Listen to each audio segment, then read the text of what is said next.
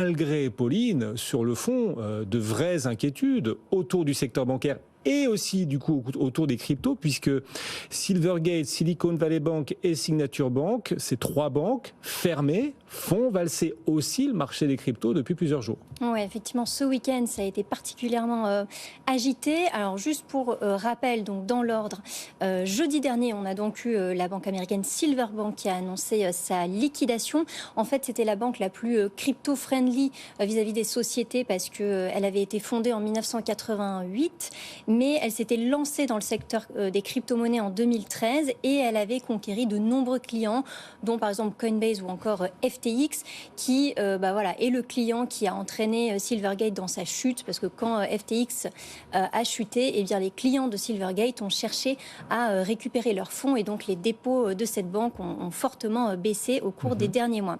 Puis ensuite, on a eu vendredi les autorités américaines qui ont décidé de fermer la Silicon Valley Bank, qui donc s'est retrouvée rapidement en difficulté. En fait, elle se targuait d'avoir près de la moitié des entreprises tech comme clientes et notamment des sociétés crypto. C'était une banque qui comptait 209 milliards de dollars d'actifs, donc c'était assez énorme, et environ 170 milliards de dépôts. Et enfin, dimanche, on a eu la fermeture, là aussi c'était un peu une surprise, de Signature Bank par les autorités américaines.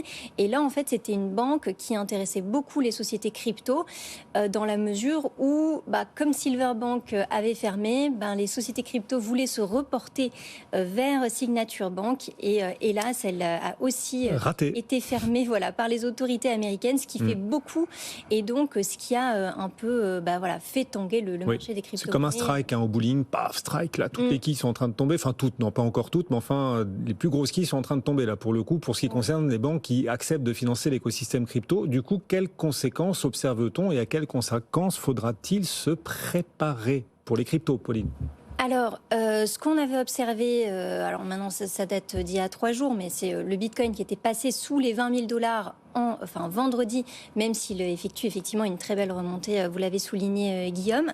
Mais les grosses perturbations se sont observées sur le marché des stablecoins ce week-end, notamment en fait dans la nuit du vendredi au samedi. On a le deuxième plus gros stablecoin du marché, l'USDC de la société Circle, qui a en fait perdu son ancrage face au dollar, parce qu'un stablecoin c'est une crypto-monnaie en fait qui est adossée à une monnaie traditionnelle, et là en l'occurrence c'est au dollar.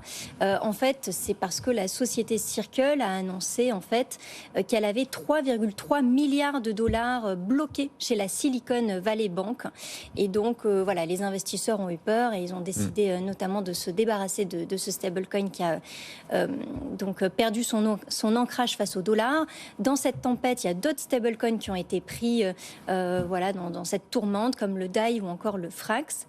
Et avec aussi la fermeture de Signature Bank, on a 2 gros acteurs crypto qui se retrouvent quand même en difficulté. C'est Coinbase qui a annoncé avoir 204 millions de dollars bloqués chez cette banque, et aussi Paxos qui a 250 millions de dollars bloqués. Donc en fait, on voit qu'il y a beaucoup d'acteurs crypto qui sont liés au secteur bancaire et qui réagissent du coup aux différentes annonces.